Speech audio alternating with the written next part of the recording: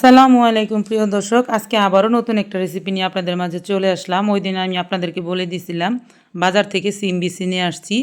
আর এই সিম বিচিগুলো এই শীত সিজনে পাওয়া যায়, খেতে খুবই ভালো লাগে। আর এটাকে বাচ্চাদের অনেক বেশি পছন্দ। আপনাদেরকে বলে দিয়েছিলাম যে আমি পরে রেসিপিটা দিব, আজকে রেসিপিটা দেওয়ার সময় হয়েছে। আর এগুলো বাজার থেকে এনে কিন্তু শুকান বিচি এইভাবেও ছুলে নেওয়া যায়, কিন্তু একটা টেকনিক আছে, খুব সহজে ছুলে নেওয়ার পদ্ধতি আছে, আপনাদের সহজ হবে, সবাই খেতে পারবেন, একদম সহজ হবে। আজকে ওইভাবে দেখিয়ে দেব। তো এই সিম বিচিগুলা কিন্তু আমি রেখে দেব, 2 দিন পরে রান্না করব। শুকানগুলাই নিয়ে আসছি, ভিজা যেগুলো আছে সেগুলো কিন্তু রাখা যায় না, গন্ধ হয়ে যায়। এগুলো যেহেতু শুকনা ছিল তার জন্য নিয়ে আসছি। আর এগুলো আমি রাত্রে ভিজিয়ে রাখছিলাম, আর সকালবেলা এখন আমি এগুলাকে রেডি করে নিচ্ছি। দেখতে পাচ্ছেন এই যে সাদা একটা সাইড দেখতে পাচ্ছেন, এই সাদা সাইডগুলোকে শুধু হালকা একটু চিমটি দিয়ে আরেক হাতে এমনি চাপ দিলেই কিন্তু বের হয়ে যাবে। আপনি একাই অনেকগুলো সিম বিচি সেলাই নিয়ে কিন্তু বিজনেসও করতে পারবেন। অনেকে 100 টাকা কেজি কিনে 200 টাকা কেজিতেও বিক্রি করা যায়। এত সহজভাবে যদি সিলতে পারেন, দেখুন আমি কিন্তু ধরতে ধরতে একদম বের হয়ে যাচ্ছে। ঠিক এভাবেই সিলে নেওয়া যায়। আমি প্রথমে এগুলো সিলতে পারতাম না, আমাকে এক ভাবি শিখিয়ে দিছে। তখন থেকে আমার খুব সহজ হয় আর খুব দ্রুত হয়ে যায়। সাথে সাথে দেখুন আমার মেয়েও কিন্তু শিখে নিচ্ছে, ও আমাকে দেখিয়ে দিচ্ছে, মা তুমি যেভাবে করছো আমিও ওভাবে করছি। তো খুব সহজেই কিন্তু আমি সিলাই নিছি, দেখতেই পাচ্ছেন। আর এই যে এগুলো কিন্তু খুব সহজে ছাড়িয়ে নেওয়া হয়ে গেছে। এখন রান্না করব। সাথে আমি 2-3টা আলু এরকম চিকুন করে কেটে নিয়েছি লম্বা সাইজ করে, আর ধনিয়া পাতা, টমেটো, এই জিনিসগুলো লাগবেই। আর রান্না করার জন্য নিয়েছি সামুদ্রিক রূপসা মাছ, যেগুলোকে সুরমা মাছ বলে, অনেকে রূপসা মাছ বলে। এখন 1 চা চামচ লবণ, হাফ চা চামচ হলুদ, হাফ চা চামচ মরিচের গুঁড়া দিয়ে খুব ভালো করে মাখিয়ে নিয়েছি। প্রিয় দর্শক, এই সিম বিচির এই রেসিপিটা অবশ্যই আপনারা মনোযোগ সহকারে দেখবেন। এটা কিন্তু খেতে অসাধারণ টেস্ট হয়। আমি সামুদ্রিক মাছ দিয়ে রান্না করবো, আপনারা চাইলে শিং মাছ দিয়েও রান্না করতে পারবেন। এখন একটা কড়াইয়ের ভিতরে আমি পর্যাপ্ত পরিমাণ সয়াবিন তেল দিয়ে দিচ্ছি, মানে আমার আন্দাজ অনুযায়ী। আপনারা আপনাদের পরিমাণ বুঝে দিবেন। এখন তেলটাকে ভালো করে গরম করে নিয়ে মাছটাকে আগে ভেজে নিচ্ছি। আর এক পাশ হয়ে গেলে অপর পাশ আমি পরে উল্টিয়ে নিচ্ছি।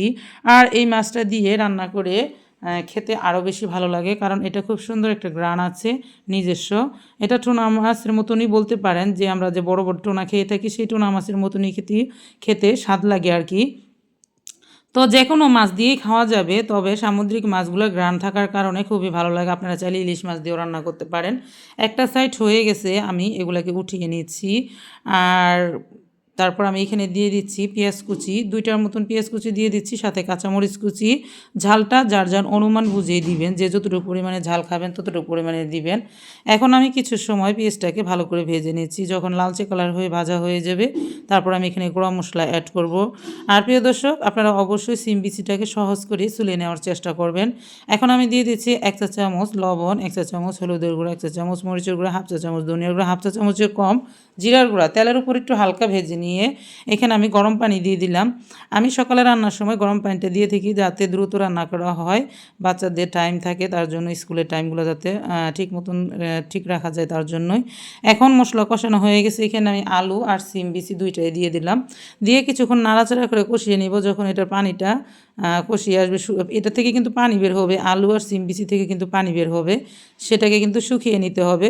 শুকিয়ে গেলে উপর দিয়ে আমি দিয়ে দিব সেই কেটে রাখা টমেটো। টমেটোটা আপনারা চাইলে 1 পিসও নিতে পারেন, আমি 3 পিস নিয়েছি, মাঝারি আকারের, মানে একদম ছোটও না একদম বড়ও না, সেরকম সাইজের।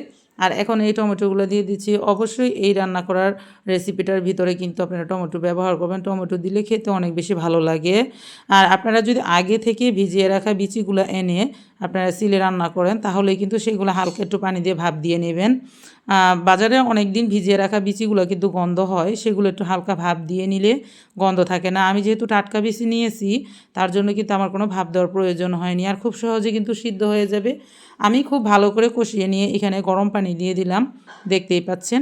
আর এই গরম পানিটা দেওয়ার সাথে সাথে কিন্তু বলক চলে আসছে। আর এখন কিন্তু আমি একটু সিদ্ধ করে নেব। কিছুক্ষণ সময় সিদ্ধ করার পর এখানে আমি মাছগুলো দিয়ে দিব এক এক করে। মাছগুলো দেওয়ার পর যখন আর কিছুক্ষণ সময় রান্না করব, তারপর আমি শেষের দিকে ধনিয়া পাতা দিয়ে নামিয়ে নিব। যারা ধনিয়া পাতা খেতে পছন্দ করেন না, তারা কিন্তু চাইলে এখানে জিরার গুঁড়াও দিতে পারেন নামানোর আগে আগে। আর এটা দেখতে পাচ্ছেন। আর লবণটাকে আমি পরে চেক করে নিচ্ছি, যদি ভালো লাগে তাহলে আর একটু দিয়ে নিব, আর যদি কম পড়ে যায় তাহলে আর একটু দিয়ে নিব, আর যদি ঠিকঠাক থাকে তাহলে আর দেওয়ার প্রয়োজন নেই। আর এখন আমি শেষের দিকে ধনিয়া পাতাটা দিয়ে তারপরে কিন্তু নামিয়ে নিচ্ছি। আর এটা কিন্তু একটু ঝোল ঝোল নামাতে হবে, পরে কিন্তু ঠান্ডা হতে হতে ঝোলটা আরও একটু শুকিয়ে যাবে, কারণ সিম বিসি পরে ঝোলটাকে ঘন করে ফেলে, এর জন্য আর কি।